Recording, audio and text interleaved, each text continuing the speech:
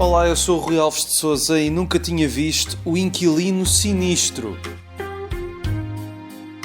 É o título português de The Lodger, A Story of the London Fog, um filme assinado por aquele realizador que o clichê diz que é o mestre do suspense, e é o mestre do suspense, Alfred Hitchcock, um filme mudo lançado em 1927, que o próprio Hitchcock dizia que foi o seu primeiro filme a Hitchcock, First True Hitchcock Movie. Até tenho aqui à minha frente o livro de entrevistas a Hitchcock pelo Truffaut, em que ele diz exatamente isso, que este é o primeiro filme que é realmente um filme de Hitchcock, ou associado à ideia que temos do cinema do realizador. Esta conversa não, este monólogo vai ter spoilers, não houve obviamente nenhum clipe a abrir este podcast porque é um filme mudo, mas antes só dizer uma coisa.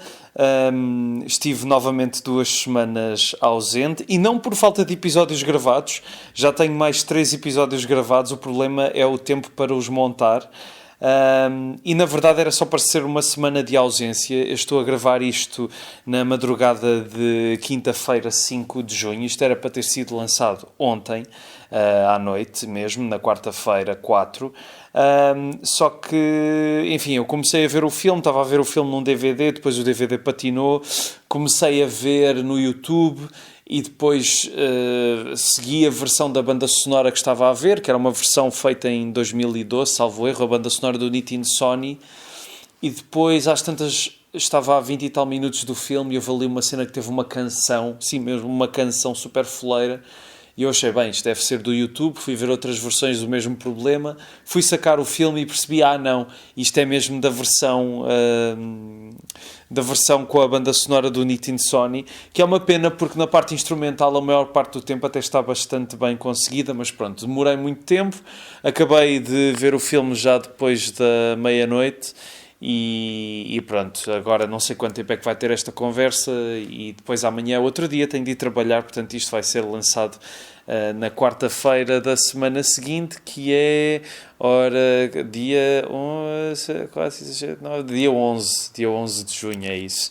Portanto estão a ouvir isto a partir de dia 11 de junho. Enfim, desculpem, é o que dá.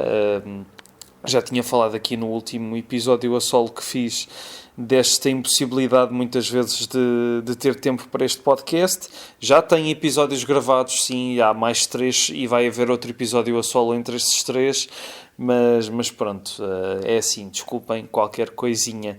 Vamos então falar do filme, ou vou então falar do filme. Eu tenho um grande problema com o Hitchcock porque é um realizador do qual eu já vi quase tudo. Pelo menos dos filmes mais badalados, o Hitchcock é um realizador cuja obra eu tenho visto há para aí 12, 13 anos e portanto, numa fase inicial de forma mais intensa, e vi uma boa parte dos filmes. Depois, ao longo dos anos, houve um ou outro que fui descobrindo mais tardiamente, talvez alguns menos célebres ou menos bons da carreira dele, porque ele não fez só obras-primas. Mas abre aqui o Letterboxd e diz que mesmo assim eu só vi 61% dos filmes do Hitchcock. Agora será um bocadinho mais porque vou logar o The Lodger. Não vi, por exemplo, o Jamaica Inn, o Paradigm Case, vários dos filmes mudos do Hitchcock. Aliás, este é o primeiro filme mudo dele que eu vejo, mas já vi todos os grandes clássicos, digamos assim. E este The Lodger é tido como, lá está, o primeiro filme a Hitchcock, é um dos filmes mudos mais importantes, pelo menos do cinema britânico, e também tendo em conta que grande parte do cinema mudo desapareceu, mas este é um dos filmes que melhor resistiu ao tempo e que mais tem sido falado e adaptado e reverenciado. E talvez algumas pessoas estejam a ouvir isto, estejam a pensar, onde é que este filme é imperdoável? Bom, o imperdoável, como eu já tentei salientar várias vezes aqui, há várias categorias de imperdoável. Há aquele filme muito famoso que toda a gente viu, menos eu. Há aquele filme muito importante e um chavão óbvio, canónico de todas as histórias do cinema que eu, por acaso, ainda não vi. E depois há filmes importantes de um determinado realizador que até podem nem ser dos primeiros que toda a gente se lembra, mas que são imperdoáveis. Uma pessoa que gosta de cinema e ainda por cima um realizador tão importante e tão célebre como o Hitchcock, não ter visto este filme é de facto imperdoável. Ainda para mais porque eu estava na dúvida se este filme seria imperdoável ou não, e foi uma amiga minha que, ao conversar com ela sobre cinema e ter-lhe posto esta questão de não ter visto o The Lodger, a resposta dela foi mesmo: isso é verdadeiramente imperdoável. E depois tivemos uma conversa sobre isso, e de facto é imperdoável, porque é um filme muito importante na carreira do Hitchcock, é um filme muito inicial, mas em que já está lá tudo. E eu confesso, é um ótimo filme do Hitchcock também, mas eu confesso que sou um grande fã do Hitchcock. Lá mais para o fim deste monólogo eu vou explicar-vos um pouco a minha relação com o Hitchcock, mas queria então falar do The Lodger, porque fiquei muito impressionado com o filme. Apesar de ter começado a ver num DVD, ter parado a 20 e tal minutos, depois ter ido ver ao YouTube, e isto é que é curioso, o DVD onde eu vi tinha melhor definição de imagem do que a versão que eu vi no YouTube, que supostamente era igual e estava em 1080p. Portanto, não sei se foi a compressão do YouTube ou o upscale da minha televisão para o DVD que é melhor, mas enfim, tenho pena de ter parado naquele momento, porque estava muito embrenhado no filme. Eu cheguei a casa à noite com muita vontade de o ver e sentei-me em frente à televisão e fui logo engolido pelas imagens do filme. A sequência inicial é extraordinária, e toda aquela tintagem da película a várias cores é maravilhoso, e é um restauro incrível, e acho impressionante como é que filmes com tanto tempo conseguem ser revitalizados desta forma, com restauros que lhes devolvem a dignidade que tiveram. Dignidade essa que a banda sonora por vezes dá ao filme e arranca muito bem, mas há duas canções pop, como eu referi, que são uma estupidez. Isso também vai-me levar mais para o fim deste monólogo a falar do que é uma boa banda sonora de um filme mudo, mas lá está, também lá irei. O Hitchcock é daqueles realizadores que de facto é fundamental conhecer, goste-se ou não. Ele é uma pedra basilar da história do cinema, da linguagem cinematográfica, da melhor utilização visual do cinema. Ele é um real contador de histórias através das imagens, e já aqui existe muito disso. E de facto, para mim, o Hitchcock é também uma referência fundamental. No entanto, invejo muito aquelas pessoas que têm a minha idade, ou se calhar até são mais velhas ou mais novas, e viram se calhar outros filmes que eu não vi, mas que não conhecem nada de Hitchcock, que eu conheço algumas. Confesso que fica assim um pouco perplexo, talvez como outras pessoas, pensarem então, como raio é que nunca viste um filme do Hitchcock ou não viste nada. Mas por outro lado tenho essa inveja, e acho que já conversei aqui noutro episódio deste podcast, tenho inveja de quem me dera a mim poder agora ver pela primeira vez alguns dos filmes do Hitchcock que mais me impressionaram.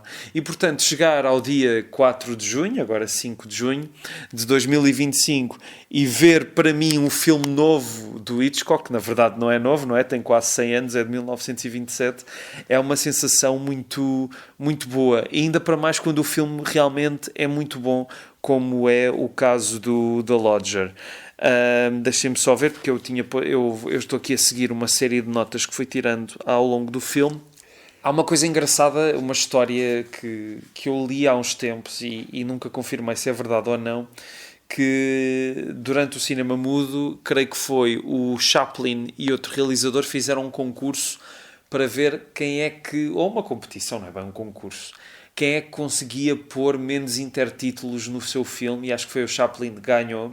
E grande parte do The Lodger impressiona pela ausência quase de intertítulos, e quando eles existem não estão a dar exatamente a informação que nós estamos à espera, estão a dar outra coisa.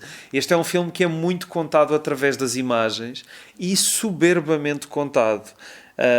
Esta história arranca logo, não é? Isto é para quem se lembra do filme, isto é uma vaga de homicídios provocados por uma personagem sombria chamada The Avenger, que supostamente uma testemunha tê-lo-á visto, e ele usa um cachecol ou um scarf, mais ou menos sharp, que lhe tapa parte da cara.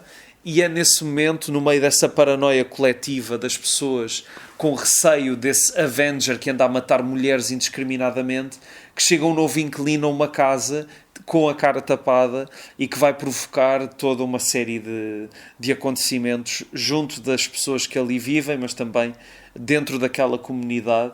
É muito interessante o falar, por exemplo, do ator que dá vida a esta personagem, o Ivor Novello. É um ator com uns olhos incríveis, com uma expressão fantástica e que é daquelas escolhas completamente fora de série para um papel.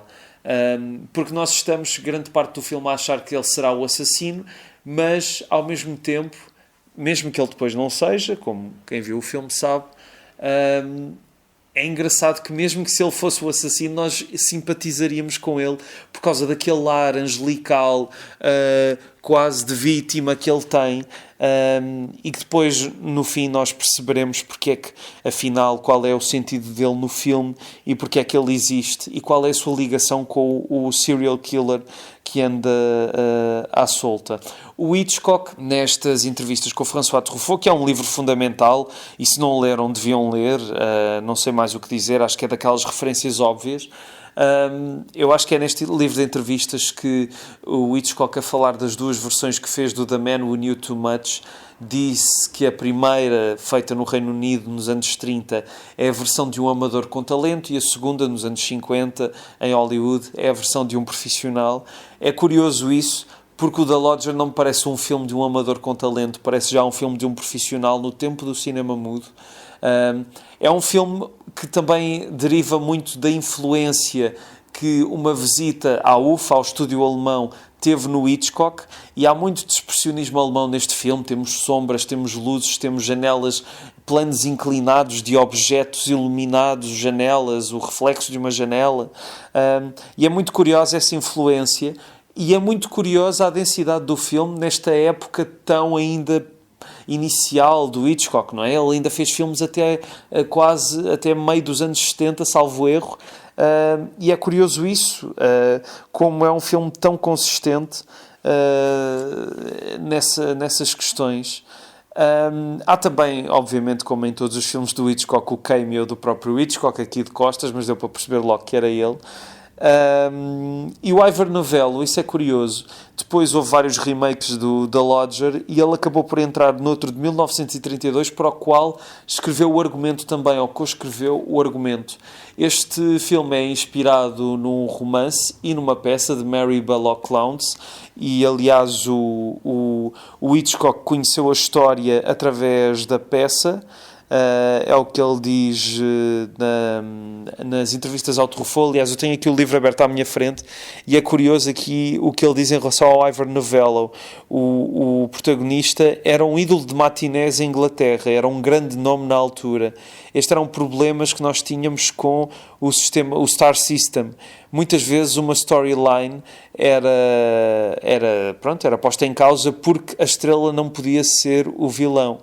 E é engraçado porque ele diz aqui que na peça, deixem cá ver o que é que ele diz. The action was set in a house that took in rumors and the landlady wondered whether her new boarder was Jack the Ripper or not.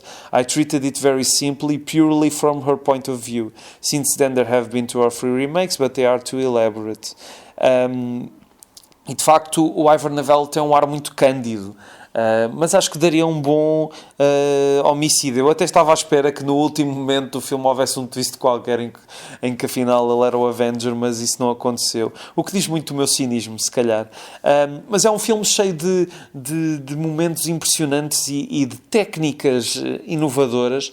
Há um momento em que 2 personagens estão a falar deste novo inquilino misterioso que está lá na casa e ouvem-no a andar de um lado para o outro, e então o plano do teto é um plano com um vidro em que vemos mesmo o inquilino a andar de um lado para o outro, quase como se através do som aquelas personagens estivessem a vê-lo a andar de um lado para o outro. Essa ideia é muito curiosa e mostra como já nesta altura o Hitchcock era um inventor, uma pessoa que não se tinha problema em arriscar, em fazer ideias diferentes.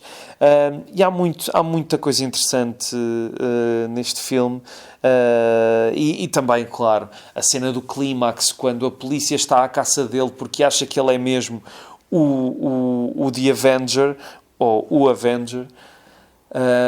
E depois há aquele momento fabuloso que deu origem a um cartaz do filme em que ele, algemado a fugir da polícia, acaba por cair numa grade e fica com as mãos presas à grade, e a multidão furiosa a tentar atordoá-lo e o polícia a tentar tirá-lo do meio dali. O polícia, que na verdade estava apaixonado pela mulher que se apaixona pelo inquilino. E toda essa narrativa é muito curiosa. Depois às tantas o filme começa a ter demasiados intertítulos, mas o Hitchcock nunca faz perder o interesse perante aquilo que nos está a mostrar. É claro que o início do filme é o início do filme e arranca logo, deixa-nos logo presos, e é impressionante como um filme com quase 100 anos consegue ter esse efeito em nós. Estava a ver aqui se tinha mais alguma coisa a dizer sobre o filme. Na verdade, acredito que seja um filme ótimo para se dissecar plano a plano, cena a cena, porque está ali na reta final do cinema mudo, mas mostra como o cinema mudo poderia ainda ter muita coisa para mostrar, não é? E para fazer. E isso é muito curioso. Ficamos a pensar o que seria do cinema mudo se não tivesse aparecido o cinema sonoro mais ou menos nessa altura. E pronto.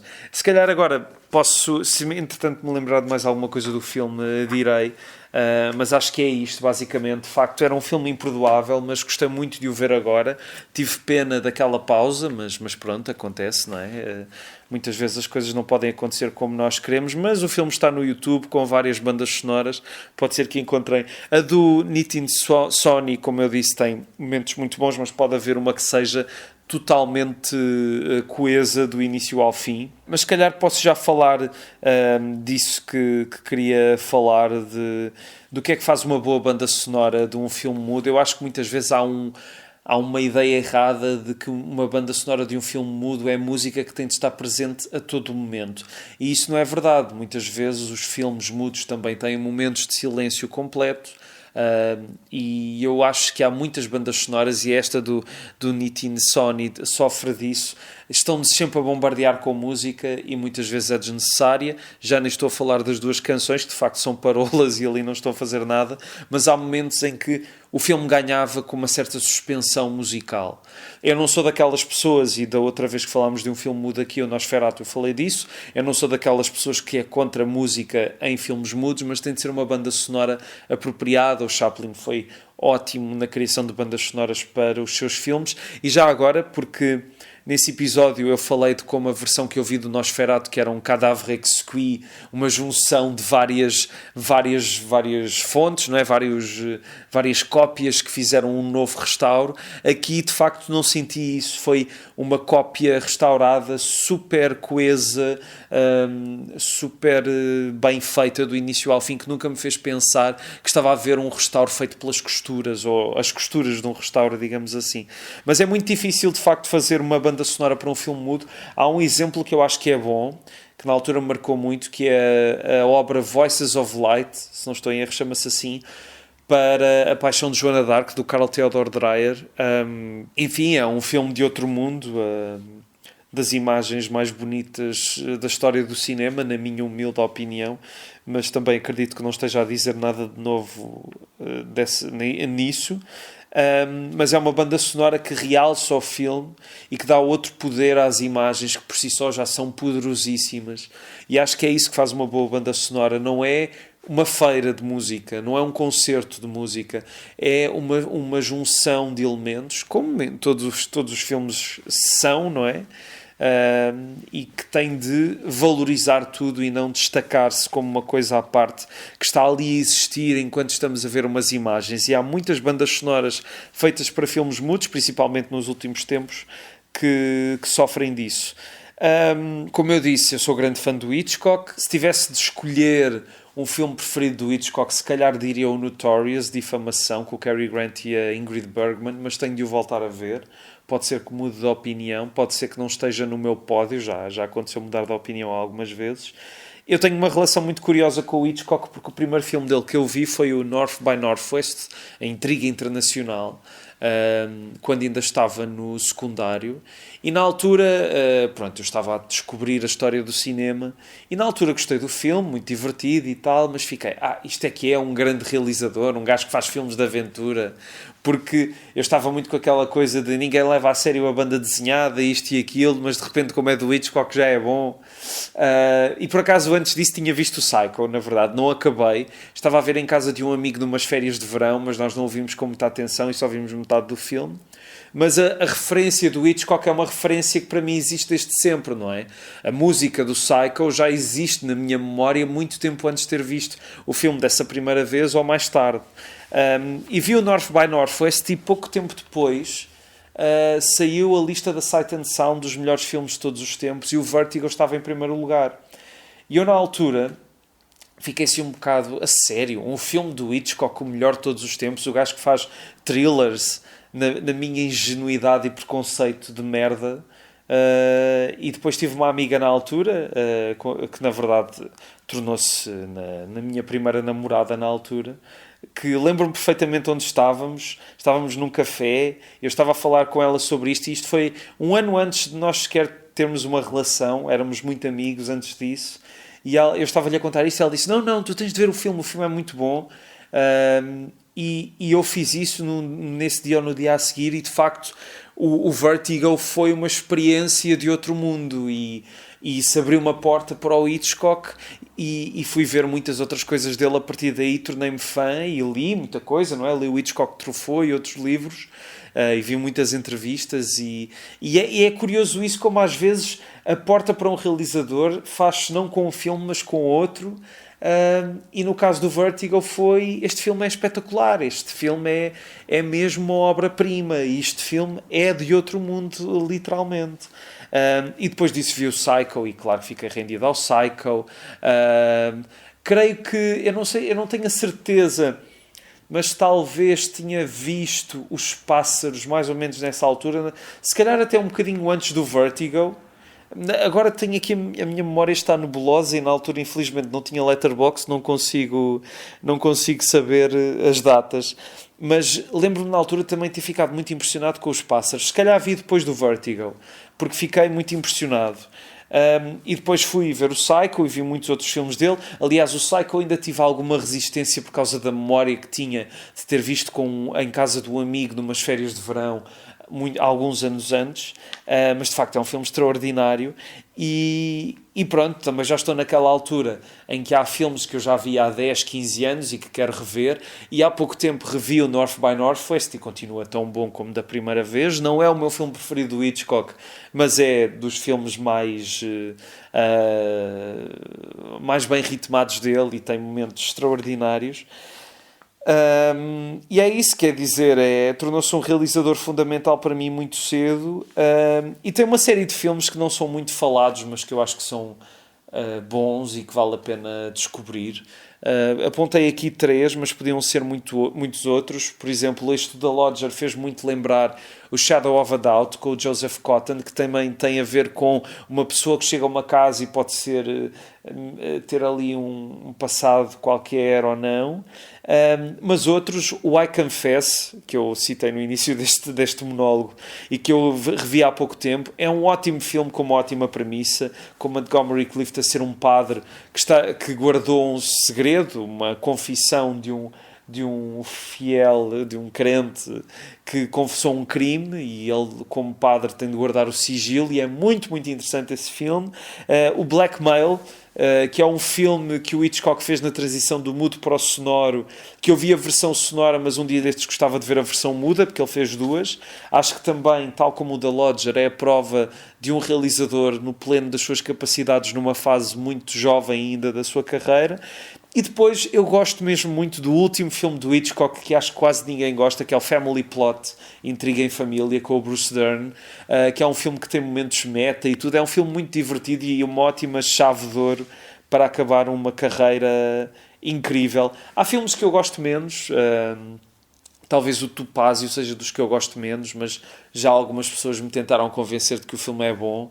Pode ser que eu tenha de rever. Assim, o único filme do Hitchcock que eu digo mesmo, que é o pior, é o Number 17, mas é um filme falhado e acho que o próprio Hitchcock tinha ideia disso. Depois o problema é que os realizadores desta época mediam muito os sucessos da sua carreira pela bilheteira. Lembro-me do Billy Wilder nas entrevistas com o Cameron Crowe dizer que não gostava de pensar no Ace in the Hole porque foi um flop, mas eu se calhar até acho que é o melhor filme dele. E o Hitchcock também teve esse problema com alguns filmes, se calhar não tanto, mas também, porque ele era um realizador que pensava no público, e é muito curioso que ele sabia o que o público, o que poderia... Ele não fazia o que o público gostava, ele fazia coisas era que o público ia gostar porque eram feitas por ele, e isso de facto é muito interessante. Ele era um conhecedor nato da mente humana, das nossas perversões, do nosso fascínio pelo crime e pelo mal, que ele soube muito bem explorar em dezenas de filmes fantásticos que ganham muito no cinema. Por acaso revi há pouco tempo A Janela Indiscreta também no cinema, e esse para mim é um dos meus preferidos. Funciona muito bem em sala, de facto. Agora o Nimas em Lisboa está a fazer um ciclo do Hitchcock e também, já agora, fui rever o Sob o Signo do Capricórnio, que também é outro filme do Hitchcock de que ninguém gosta, e eu gostei muito à primeira vez quando o vi há muitos anos na Cinemateca numa cópia toda retalhada em película, e voltei a gostar, e se calhar até gostei mais agora numa cópia digital ótima. É um filme que não parece do Hitchcock, mas que é do Hitchcock e que está estupendamente bem filmado, vale muito a pena. Acho que o Hitchcock é daqueles realizadores que vale mesmo a pena fazer uma vistoria completa. Eu quero muito ver os outros filmes mudos dele, mesmo aqueles que ninguém gosta, porque acho que é uma daquelas carreiras únicas no cinema e que contam uma parte da história do cinema e que por isso têm de ser vistas com atenção. Como disse, não viu o Jamaica Inn, não viu o Paradigm Case, que nenhum deles é tido muito em conta na obra do Hitchcock, e os filmes mudos. Há um filme mudo do Hitchcock que está desaparecido, o da Mountain Eagle, pode ser que entretanto se encontre. Eu acho que entretanto descobriram os minutos do filme. Pode ser que um dia destes o vejamos completo, talvez sim, talvez não. O que é certo é que parece que isto dos filmes mudos perdidos tem sempre as suas surpresas. E pronto, acho que não tenho mais. Estava aqui a ver se tinha mais alguma coisa para dizer e creio que não. De facto, o The Lodger vale mesmo muito a pena ver. É um filme extraordinário. E pronto, se não viram, vejam. Eu espero que tenham visto, porque eu falei aqui abertamente da história do filme de uma forma muito sucinta, porque isto é um monólogo, e estou a fazer isto depois de ter visto o filme e já cansado e a pensar que já devia estar na cama a esta hora.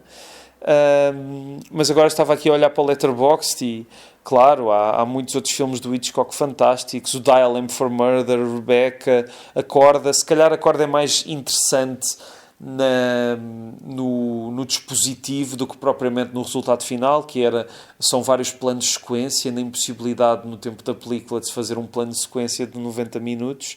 O Desconhecido do Norte Expresso, Strangers on a Train, que eu depois acabei por ler o romance da Patricia Highsmith e voltar a ver o filme mais tarde, na altura até por causa de um podcast que tinha com o Tiago Laranjo, o Escolhe Tu, que ele escolheu esse filme.